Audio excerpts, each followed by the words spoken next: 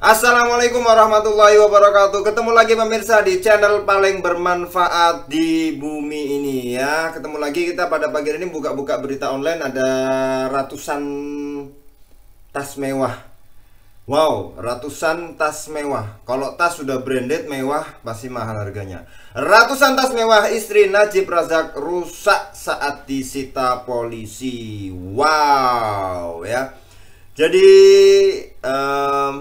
mantan Perdana Menteri Malaysia Najib Razak punya istrinya punya ratusan tas mewah ya, yang bernama Rosmah Mansur, yang tersandung skandal korupsi mengalami kerusakan serius saat disita polisi. Hal itu diungkapkan oleh pengacara Rosmah Muhammad Syafi'i Abdullah dalam persidangan pada Rabu tanggal 10 kemarin.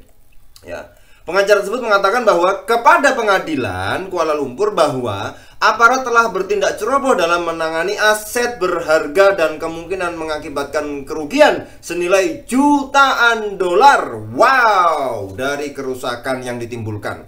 Sekarang pemerintah harus bertanggung jawab untuk membayar kerusakan atau mengganti produk-produk yang disita. Namun hal itu justru menuai ejekan netizen. Jadi ternyata netizen ini bukan saja netizen plus 62, tapi juga netizen plus 60 juga suka ngejek para pemirsa ya, karena dari tadi tulisannya menuai ejekan netizen. Jadi di mana-mana netizen itu paling benar ya.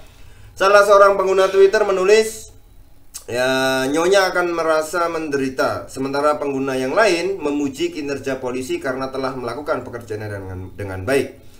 Ya, jadi di masa pemerintahan Perdana Menteri Najib Razak yang tak lain adalah suami Mansur, pasangan itu memancing kemarahan publik karena dituduh telah menjarah uang kas negara. Tapi kita harus buktikan di pengadilan, jangan kemudian terlalu menjudge dulu ya. Kita lihat dulu bagaimana di pengadilan. Ya, jadi Rosmah Mansur terkenal boros dan setelah kekalahan Najib secara mengejutkan dalam pemilihan pada tahun 2018, pasangan itu terseret tuduhan korupsi dan diadili. Dalam penggerebekan properti yang terkait dengan pasangan itu, polisi menyita lebih dari 500 tas tangan mewah. Wow, 500 tas tangan mewah. Dan lebih dari 12.000 buah perhiasan. Wow, yang diduga dibeli menggunakan uang rakyat yang dikorupsi. Barang itu diperkirakan bernilai lebih dari 270 juta US dollar. Wow, ini sangat banyak banget ya. Jadi di mana-mana ya memang korupsi itu menyengsarakan rakyat. Jadi tapi kok investnya korupsi, tapi investnya ya ini kan dugaan korupsi. Misalnya dia korupsi, investnya kok tas branded ya. Saya nggak tahu, saya nggak pernah beli tas branded ya. Apakah tas branded ini bisa dijual lagi?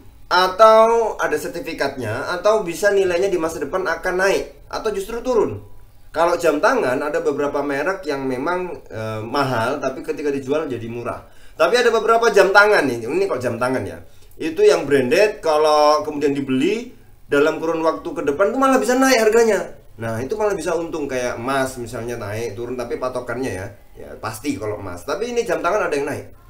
Nah, saya nggak tahu apakah tas ini juga bisa seperti itu. Tas mahal misalnya, kemudian ketika beberapa waktu kemudian, apakah nilainya bisa naik atau turun? Kalau bisa naik nggak apa-apa, beli banyak-banyak. Nanti kalau sudah lama bisa dijual. Tapi kalau kemudian beli tas branded, lama-lama harganya nggak bisa naik, malah turun, malah segitu. Buat apa investasi yang seperti itu? Ya, nah ini malah jadi disita negara karena negara ya namanya barang sitaan ya tidak bisa, itu kan harus dicuci dengan khusus, laundrynya khusus, perawatannya mahal juga itu ya. Tapi kalau disita polisi ya nggak mungkin dicuci, nggak mungkin dirawat ya, udah diletakkan akhirnya rusak. Dan ketika rusak ini bagaimana ya, justru nanti yang untung yang pengusaha atau perusahaan yang membuat tas. Rakyat tidak bisa kalau misalnya dikembalikan negara kemudian rusak, kemudian tidak bisa dijual lagi ya, kemudian tidak bernilai, malah merugikan rakyat itu ya. Ya namanya kalau misalnya dugaan korupsi seperti ini, memang kalau korupsi merugikan rakyat, tapi kalau misalnya investasinya bisa dijual kan bisa kembali ke kas negara kan aman. Tapi kalau misalnya kemudian tas branded ini apakah saya nggak paham nih, saya nggak paham. Nanti kalau netizen yang sering beli tas branded komen di bawah, bilang gimana sebenarnya konsep beli atau investasi tas branded itu sebenarnya untung nggak sih, atau bisa dijual lagi dengan lebih tinggi atau tidak ya. Jadi buat kalian yang sering belanja tas branded, komen di bawah ya, gimana perasaan kamu atau melihat mendengar tas-tas branded ini rusak ya, atau gimana sebenarnya yang salah dari podcast dari video ini. Kalau memang tas branded itu ternyata bisa dijual atau gimana saya nggak tahu ya, tapi yang jelas ya, tasnya rusak karena tidak dirawat.